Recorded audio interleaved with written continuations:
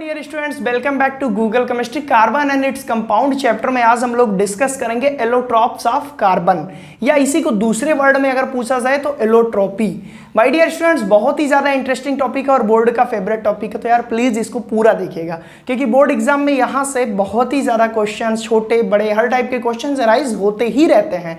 तो उन सारे क्वेश्चंस को हम लोग देखेंगे और कुछ इंटरेस्टिंग फैक्ट आज आप लोग जानेंगे इस लेक्चर के बाद, यकीन मानिए। तो हम लोग सारी चीजें डिस्कस करेंगे। तो सबसे पहले हम डिस्कस करते हैं कि ये एलोट्रॉप्स ऑफ कार्बन में जो हमने बोला एलोट्रॉपी भी पूछा जाता है। एलोट्रॉपी का मतलब क्या होता है, पहले हम ये देख लेते हैं। स्टूडेंट्स, एलोट्रॉपी एक प्रॉपर्टी है, किसी भी एलिमेंट में पाई जा सकती है। अब किस एलिमेंट में पाई जाती है ये तो अभी आप जान लेंगे। एलोट्रॉपी एक प्रॉपर्टी है, कौन सी प्रॉपर्टी? जब कोई एक एलिमेंट एक से अधिक फॉर्म में पाया जाए। जब कोई एक एलिमेंट, मान लीजिए ये एलिमेंट है ए और ये एक से अधिक फॉर्म में पाया जाए, कहीं पर ये किसी और तरह पाया जाए, कहीं पर किसी और तरह, कहीं पर किसी और तरह, लेकिन जब तीनों को देखा जाए तो एक ही टाइप के एटम से मिलकर बने हैं, तो फिर चेंज क्या होगा इन तीनों में? इन तीनों का अरेंजमेंट चेंज होगा, इन तीनों का रूप चेंज होगा, जिसको हम लोग फेस कह सकते हैं। इन तीनों की प्रॉपर्टी अलग होगी, बट जो इनका कंपोजिशन है वो सेम टाइप के एटम से होगा। तो एलोट्रॉपी की डिफिनीशन क्या बोल सकते हैं? जब कोई एक एलिमेंट एक से अधिक फॉर्म में एग्जिस्ट करे तो ऐसी प्रॉपर्टी को एलोट्रॉपी कहते हैं। क्लियर? अब बात करते हैं एलोट्रॉप्स ऑफ कार्बन की। आप लोगों ने पढ़ा होगा माय डियर स्टूडेंट्स, कार्बन के दो एलोट्रॉप्स होते हैं और वो दोनों कॉमन एलोट्रॉप्स की हम बात कर रहे हैं। कॉमन एलोट्रॉप्स की हम बात कर रहे हैं। अब ऐसा नहीं है कि आप बोले सर इसके तो बहुत ज़्यादा है। तो यार जो कॉमन एलोट्रॉप्स हम लोग देखे हैं वो हम लोग देखेंगे आज ग्रेफाइट और देखेंगे क्या, डायमंड। तो ये हमारे दो कॉमन एलोट्रॉप्स हैं कार्बन के। और एक स्पेशल टाइप का एलोट्रॉप्स भी है, उसको हम लोग क्या बोलते हैं? हम लोग बोलते हैं फुलरीन। उसको हम लोग क्या बोलते हैं? फ्लोरीन, या कहीं कहीं आपको क्या मिलेगा? बकी मिनिस्टर। ठीक है, तो ये हमारे तीन एलोट्रॉप्स हैं जिसका हम लोग आज डिस्कशन करेंगे। अब आपके मन में क्वेश्चन आएगा, सर अभी मुझे क्लियर नहीं हुआ एलोट्रॉप्स क्या होते हैं। तो माय डियर स्टूडेंट्स, एलोट्रॉप्स का मतलब देखिए, ऐसे समझिए, इन सब का जो कंपोजिशन है वो किससे मिलकर बना है? ये सब कार्बन एटम से मिलकर बने हैं। किससे? कार्बन एटम से। लेकिन इन सब का अरेंजमेंट अलग अलग है, और अरेंजमेंट अलग होने के कारण इन सब की प्रॉपर्टी भी अलग अलग है। तो और क्या सेम है? एक चीज और सेम है, इन सबकी सॉलिड, इन सबकी जो स्टेट है जिसको हम लोग बोलते हैं फिजिकल स्टेट, ये भी सेम है। कैसे सेम है? ग्रेफाइट भी हमारा सॉलिड होता है, और आप जानते हैं डायमंड भी हमारा सॉलिड होता है, और फ्लोरीन को नहीं जानते लेकिन मैं बता रहा हूं ये भी सॉलिड होता है। तो एलोट्रॉप्स की डिफिनीशन क्या निकली? जब एक एलिमेंट एक से अधिक फॉर्म में पाया जाए या एक से अधिक फॉर्म में एग्जिस्ट करता हो, तो ऐसे एलिमेंट के जो एक से अधिक फॉर्म हो उनको एलोट्रॉप्स कहते हैं, और इस प्रॉपर्टी को एलोट्रॉपी कहते हैं। तो आई होप आपको क्लियर हुआ होगा। डिस्क्रिप्शन बॉक्स में पीडीएफ में नोट्स लिंक्ड है, सारी चीजें वहां आपको हैंड रिटन नोट्स में मिल जाएंगी। बस यहाँ टोटल और टोटल कॉन्सेप्ट सीखिए। तो हमने क्या बताया कि जब कोई एलिमेंट एक से अधिक फॉर्म में एग्जिस्ट करे तो ऐसे एलिमेंट के जो एक से अधिक फॉर्म हो उनको क्या बोलते हैं? एलोट्रॉप्स। तो कार्बन के एलोट्रॉप्स कौन से हुए? ये तो हमारा हो गया कार्बन, अब ये एक से अधिक फॉर्म में एग्जिस्ट कर रहा है। एक फॉर्म हो गया हमारा भैया ग्रेफाइट का, एक फॉर्म हो गया हमारा डायमंड का, और एक स्पेशल टाइप का फॉर्म है जो अभी रिसेंटली डिस्कवर्ड हुआ, फ्लोरीन का। तो ये तीनों क्या हुए? कार्बन के एलोट्रॉप्स हुए। और कार्बन का एक से अधिक फॉर्म में पाए जाने वाली जो प्रॉपर्टी है इसको हम क्या कहेंगे? एलोट्रॉपी। तो आई होप आपको क्लियर हुआ होगा कि एलोट्रॉप्स क्या है और एलोट्रॉपी क्या है। एलोट्रॉपी एक प्रॉपर्टी है, एलोट्रॉप्स वो फॉर्म है जो एक ही एलिमेंट के अलग अलग फॉर्म में पाए गए। अब हम बात करते हैं, एक बार फिर से मैं आपको इसकी डिफिनीशन यहाँ समराइज करा दूं। इसमें देखेंगे तो वेरियस फॉर्म रहेंगे, various form of an element. एक ही एलिमेंट के वेरियस फॉर्म है, तो ऐसे एलिमेंट के वेरियस फॉर्म को हम एलोट्रॉप्स बोलेंगे। और क्या चीज़ है? Same physical state. इनमें जब हम फिजिकल स्टेट देखेंगे, फिजिकल स्टेट का मतलब ठोस है कि द्रव है कि गैस है, यानी कि लिक्विड है कि सॉलिड है कि गैस है, तो ये तीनों सॉलिड ही हैं। ये भी क्या है? सेम है। और क्या सेम है? और माय डियर स्टूडेंट्स क्या सेम है? जब इनका कंपोजिशन देखा गया तो सेम एटम से मिलकर बने हैं, सेम एटम। और वो कौन सा एटम है? वही कार्बन एटम से मिलकर इन सारे फॉर्म बने हुए हैं। और डिफरेंट क्या है? अरेंजमेंट डिफरेंट है। अरेंजमेंट डिफरेंट है, और जब अरेंजमेंट डिफरेंट है तो अरेंजमेंट के ही बेसिस पे हम लोग प्रॉपर्टी पढ़ते हैं, तो प्रॉपर्टी भी डिफरेंट होगी। यानी कि एलोट्रॉप्स क्या है, एलोट्रॉप्स वो होते हैं एक ही एलिमेंट के एक से अधिक फॉर्म में पाए जाने पर एलोट्रॉपी प्रॉपर्टी होती है, और एक ही एलिमेंट के जो अलग अलग फॉर्म होते हैं उनको हम लोग एलोट्रॉप्स बोलते हैं। उनमें सेम फिजिकल स्टेट होती है, सेम एटम से वो बने होते हैं, बट उनका अरेंजमेंट डिफरेंट होने के कारण उनकी प्रॉपर्टी भी डिफरेंट होती है। आप लोगों ने देखा होगा डायमंड भी हमारा सॉलिड स्टेट में पाया जाता है, ग्रेफाइट आप लोग पेंसिल की निडल देखे होंगे वो भी हमारा क्या है, सॉलिड स्टेट है। और वहीं पर बात करें फ्लोरीन की तो इससे नहीं परिचित है, बट ये भी सॉलिड ही फॉर्म में पाया जाता है। तो ये हुआ हमारा ओवरऑल एलोट्रॉपी और एलोट्रॉप्स। अब हम सबसे पहले डिस्कस करते हैं इसके मोस्ट कॉमन एग्जांपल ग्रेफाइट की, देन डायमंड की, और लास्टली फ्लोरीन की। तो बहुत ही ज्यादा इंटरेस्टिंग है, वीडियो को लास्ट तक देखिएगा। तो जल्दी से लीजिए स्क्रीनशॉट, मैं करता हूं इसको रफ। स्टूडेंट्स यहाँ पर हमने ग्रेफाइट का स्ट्रक्चर ड्रा किया है, जिसके बेसिस पे हम आपको पूरे ग्रेफाइट की प्रॉपर्टीज और स्ट्रक्चर और इसके यूजेस को समझाएंगे, क्योंकि एग्जाम में पूछ लेता है बेसिकली ग्रेफाइट का स्ट्रक्चर ड्रा करिए। स्टूडेंट्स अगर हम बात करें ग्रेफाइट की, तो ग्रेफाइट जो है लेयर के फॉर्म में पाई जाती है। अब लेयर क्या होती है, सीट आप जानते हैं ना, जैसे आपका पेज है, एक पेज के ऊपर दूसरा, दूसरे के ऊपर तीसरा, ये जो बुक का पेज होता है ना, उसी टाइप से ग्रेफाइट, एक लेयर के ऊपर दूसरी सीट, दूसरी सीट के ऊपर तीसरी। तो जो ग्रेफाइट पाई जाती है वो सीट टाइप की, जैसे ये हमारी हो गई फर्स्ट सीट, ये सेकंड सीट, ये थर्ड। तो देखिए ये लेयर के फॉर्म में। तो ग्रेफाइट हमारा किस फॉर्म में पाया जाता है, लेयर फॉर्म में, सीट के फॉर्म में।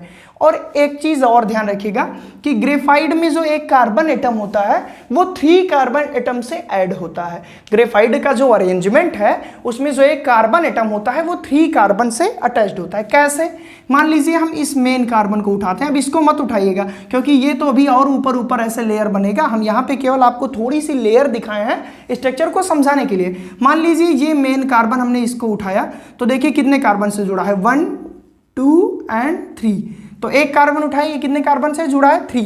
मैंने यही तो बोला कि 1 carbon is joined with 3 carbon atom in the structure of graphite. और क्या देखा हम लोगों ने कि ये पहले पॉइंट ये लेयर के फॉर्म में है, दूसरी पॉइंट एक कार्बन 3 कार्बन से अटैच्ड है। हम यहाँ पे ये कार्बन उठा ले रहे हैं, ये वाला, ठीक है। देखिए 1 2 3। अब आप सोचेंगे कि सर आप ये क्यों नहीं उठा रहे हैं, क्योंकि ये तो अधूरी है ना, अभी ये प्लेट, ये सीट और लंबी होगी ना। यहाँ तो हम बस केवल एक प्लेट आपको बताए हैं, एक 1 by 1 सीट। तो पहला चीज हम क्या जाने कि ये लेयर फॉर्म में होते हैं, दूसरी चीज एक कार्बन एटम ग्रेफाइट में 3 कार्बन एटम से जुड़े होते हैं। इसका मतलब यह है कि ये हमारा कार्बन एटम हुआ तो ये 3 कार्बन एटम से जुड़ा होता है, ये हमारा मेन कार्बन हो गया, ठीक है। ये चीज़ क्लियर हो गई। और क्या, ये जो कार्बन से कार्बन एटम जुड़े हैं, जैसे ये कार्बन से कार्बन जुड़ा है तो ये कोवैलेंट बॉन्ड के द्वारा जुड़ा है। किसके द्वारा, ये कोवैलेंट बॉन्ड के द्वारा जुड़ा है, दो जो कि स्ट्रॉन्ग बॉन्ड है। अब उतना स्ट्रॉन्ग नहीं है जितना इलेक्ट्रोवैलेंट है, लेकिन फिर भी वंडरवाल के कंपैरिजन में स्ट्रॉन्ग बॉन्ड है। तो एक कार्बन से ये जो कार्बन एटम जुड़ा है, ये कार्बन कार्बन के बीच में कौन सा बॉन्ड पाया जा रहा है, कोवैलेंट बॉन्ड। अब कोवैलेंट बॉन्ड तो आप लोगों को मैं पढ़ा चुका हूं और मैंने बताया भी था कि कार्बन कोवैलेंट बॉन्ड बनाता है, क्योंकि ये कार्बन का ही एलोट्रॉप है, तो ये भी क्या बनाएगा, कोवैलेंट बॉन्ड। अब बात करते हैं, ये तो हो गया, ये कार्बन कार्बन से जुड़ा है, इस कार्बन कार्बन के बीच कोवैलेंट बॉन्ड। इस कार्बन के एक लेयर, ये जो ग्रेफाइट की एक लेयर है, ये हेक्सागोनल है। आप ध्यान से देखिएगा, ये हेक्सागोनल लेयर है। हेक्सागोनल मतलब देखिए, ये देखिए हेक्सागोनल मतलब ये देखिए, इसमें कितने कार्बन है माय डियर स्टूडेंट्स, 1 2 3 4 5 6। तो 6 कार्बन की ये रिंग है, इट मीन्स ये हेक्सागोनल रिंग है। तो ये तीसरी प्रॉपर्टी हो गई कि ग्रेफाइट का स्ट्रक्चर में जो रिंग होती है वो हेक्सागोनल होती है। नोट्स में सारी चीजें मेंशन है। मैं एक काम करता हूं, यहाँ पे थोड़ा सा लिख दे रहा हूं जिससे आपको क्लियर हो। लेयर स्ट्रक्चर जिससे आपको रिवाइज करने में आसानी हो। दूसरी चीज, 1 carbon is joint, carbon atom is joint with 3 carbon. और आप लोगों ने देखा कैसे है, और क्या हम लोगों ने देखा, कार्बन कार्बन अटैच्ड या carbon carbon joint with attached by covalent bond. किस बॉन्ड के द्वारा, कोवैलेंट बॉन्ड, ठीक है। पहली चीज तो लेयर फॉर्म में है, दूसरी चीज इसके एक कार्बन एटम 3 कार्बन से जुड़े हैं, मैंने दिखाया, और ये कोवैलेंट बॉन्ड। दूसरा हेक्सागोनल रिंग है, इसमें कौन सा, हेक्सागोनल रिंग।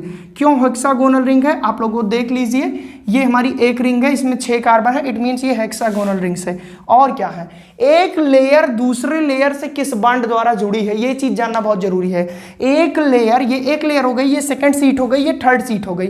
अब ये एक सीट इस सीट से, यानी कि ये जो बॉन्ड है ये कौन सा बॉन्ड है, तो ये एक वीक बॉन्ड है। मैं आपको बता दूं स्टूडेंट्स, ये एक वीक बॉन्ड है जिसको हम लोग क्या कहते हैं, वांडर वाल बॉन्ड या वांडर वाल फोर्स।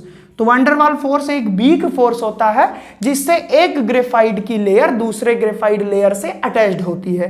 लेकिन अगर क्वेश्चन आ जाए कि ग्रेफाइट के स्ट्रक्चर में कार्बन किससे जुड़ा होता है, कार्बन कार्बन किस बॉन्ड से, तो कोवेलेंट बॉन्ड, बट ग्रेफाइट की लेयर किस बॉन्ड से, तो वांडर वाल। तो हम यहां पे क्या बोल सकते हैं, लेयर और सीट आर ज्वाइंट विथ, ये बातें अगर नहीं क्लियर हो रही है, दिख नहीं रही है, तो बिल्कुल मत घबराइए, आपको नोट्स में लिखा हुआ है ज्वाइंट विथ वांडर वाल फोर्स, वांडर वाल फोर्स जो कि एक वीक फोर्स होता है।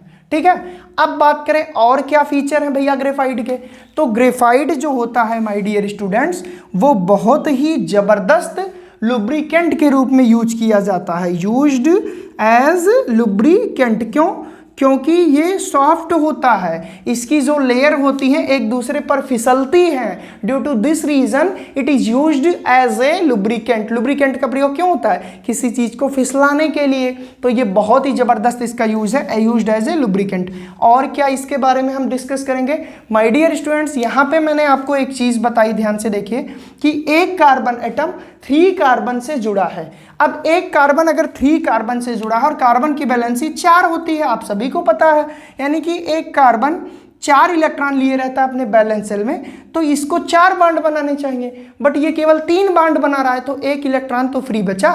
देखिए इसके बैलेंस सेल में 4 इलेक्ट्रॉन होते हैं, 4 में से 3 तो ये बॉन्ड बनाने में खर्च कर दे रहा है, बट एक इलेक्ट्रॉन इसके हर कार्बन में बच रहे हैं। अब जो एक इलेक्ट्रॉन बच रहे हैं ये क्या करेंगे, मूवमेंट करेंगे, और जब मूवमेंट करेंगे तो फ्री इलेक्ट्रॉन का मूवमेंट जहां होता है वहां इलेक्ट्रिक कंडक्टिविटी अच्छे से होती है। जहां पर फ्री इलेक्ट्रॉन होते हैं वहां पे करंट का फ्लो अच्छे से होता है। तो ये जो ग्रेफाइट होता है it is good conductor, it is good conductor of electricity, it is good conductor of electricity.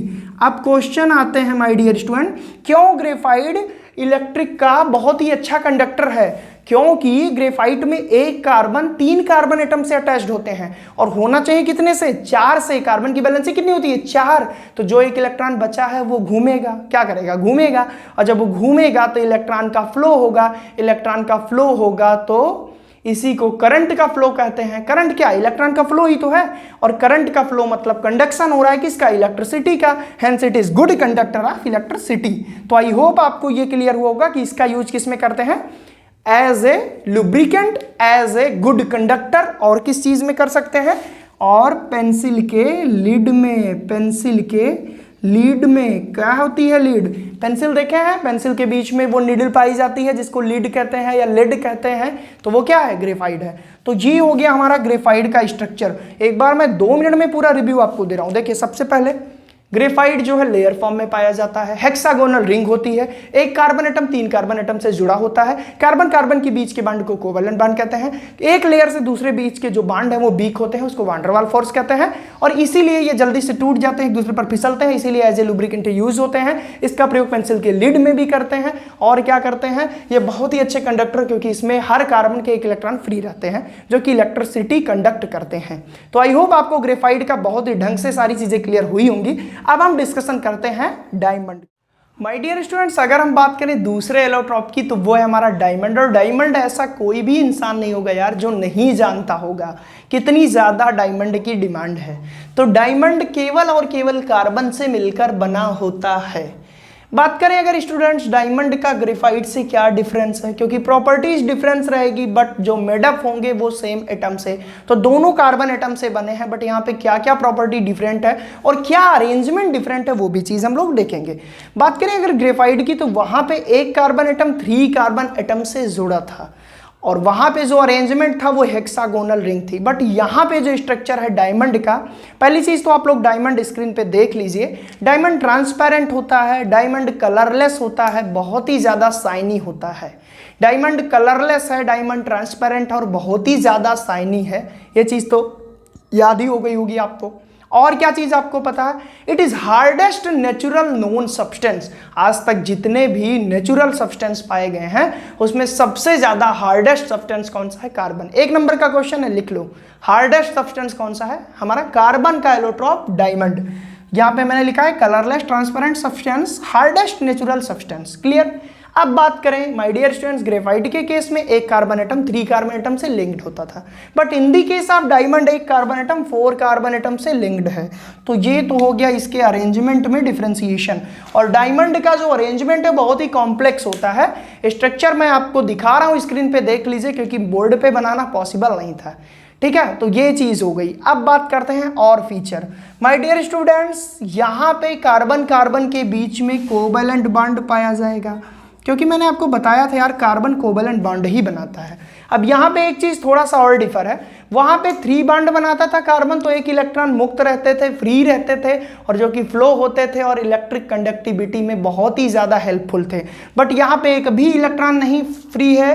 क्यों नहीं फ्री है, कार्बन की वैलेंसी 4 होती है, कार्बन 4 बॉन्ड बनाया है, जो कि टेट्राहेड्रल अरेंजमेंट दिया है, वहां पर हेक्सागोनल अरेंजमेंट था, यहाँ पे टेट्राहेड्रल है, और इस टेट्राहेड्रल अरेंजमेंट में 4 कार्बन एक दूसरे से लिंक्ड है।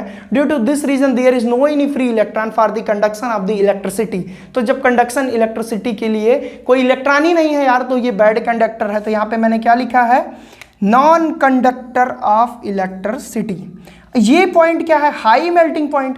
जब ये मोस्ट हार्डेस्ट सब्सटेंस है तो यार बहुत हार्ड सब्सटेंस को मेल्ट किया ही नहीं जाएगा जल्दी से, बहुत ज्यादा मेल्टिंग पॉइंट लगेगा। तो ये भी इसकी प्रॉपर्टी हो गई हाई मेल्टिंग पॉइंट। ये भी हम लोगों ने देख लिया। ये भी यूज्ड एज ए ज्वेलरी, आप लोग जानते हैं डायमंड की लोग रिंग पहनते हैं, डायमंड के नेकलेस पहनते हैं, बहुत सारी चीजें पहनते हैं, शौकीन लोग हैं, तो बहुत सारी चीज़ों में इसका यूज होता है, ज्वेलरी में, ऑर्नामेंटल में। अब बात करते हैं और सर, तो यार ग्लास कटर बहुत ही मतलब हार्डेस्ट चीज़ों को काटने के लिए इसका बनाया जाता है कटर के रूप में, तो ग्लास कटर के रूप में भी डायमंड का यूज़ होता है, और भी कई सारे कटर के रूप में इसका यूज होता है, बहुत सारे इंस्ट्रूमेंट बनाए जाते हैं। बात करें और किस चीज़ में इसका यूज होता है, तो आइज सर्जन भी इसका यूज करते हैं कुछ कॉन्ट्रैक्ट या कॉन्केव लेंस में। कुल मिला के इसका मेडिकल यूज भी अच्छा खासा है। तो ये हमारा हो गया ओवरऑल डायमंड। सारी चीजें आपको क्लियर होंगी, बस 2 चीज बहुत ध्यान से याद रखिएगा। डायमंड में एक कार्बन से 4 कार्बन जुड़ते हैं, ग्रेफाइट में 3 जुड़ते हैं। डायमंड नॉन कंडक्टर है इलेक्ट्रिसिटी का, और ग्रेफाइट कंडक्टर है। बस इतना ही मेन डिफरेंस है, बाकी सारी चीजें आपको यार प्रॉपर्टी देख के याद आ जाएगा। कैसे था डायमंड, अच्छा ऐसे था। ग्रेफाइट कैसे थी, लेयर फॉर्म में थी, पेंसिल याद है ना, बस सारी चीजें क्लियर। अब हम डिस्कस करते हैं स्पेशल एलोट्रॉप्स, जो कि अभी रिसेंटली डिस्कवर्ड हुआ, व्हिच इज कॉल्ड बकी मिनिस्टर, या उसी को हम बोलते हैं फ्लोरीन या C60। स्टूडेंट्स अब हम आते हैं स्पेशल टाइप के एलोट्रॉप्स में, जो कि अभी रिसेंटली ईयर में डिस्कवर्ड हुआ है। तो इसके बारे में बहुत ज्यादा क्वेश्चंस नहीं पूछता, हाँ ये पूछ सकता है कि स्पेशल टाइप का एलोट्रॉप बताइए जो रिसेंटली डिस्कवर्ड हुआ, तो उसका नाम है बकमिनिस्टर या फुलरीन कहते हैं। अब इसका नाम क्यों पड़ा, पहले इसके पीछे एक हिस्ट्री है, जान लीजिए। जिस साइंटिस्ट ने इसकी डिस्कवरी की उनका नाम था बकमिनिस्टर फुलर, और बकमिनिस्टर फुलर के नाम पे इसका नाम पड़ गया बकमिनिस्टर फुलरीन। और C60 इसको क्यों बोलते हैं, क्योंकि माय डियर स्टूडेंट इसमें एक कार्बन 60 कार्बन का पूरा वो बनाया है कॉम्प्लेक्स, यानी कि जो एक कार्बन होता है, एक रिंग बोले तो एक रिंग में 60 कार्बन अरेंज है। Due to this reason it is called C60 fullerene. इस फ्लोरीन में 60 कार्बन एटम पाए जाते हैं, और ये लुक लाइक फुटबॉल, आप स्क्रीन पे देख सकते हैं, ये फुटबॉल की तरह दिखता है, कितना कॉम्प्लेक्स है, जैसे फुटबॉल दिखाई देता है, फुटबॉल में जैसे अरेंजमेंट होता है वैसे ही। इसलिए इसको हम बकमिनिस्टर फ्लोरीन या फुटबॉल, या इसी को हम कभी कभी नॉर्मली बोलते हैं कि कार्बन का एक ऐसा एलोट्रॉप जो फुटबॉल की तरह दिखता हो, तो बकमिनिस्टर फ्लोरीन।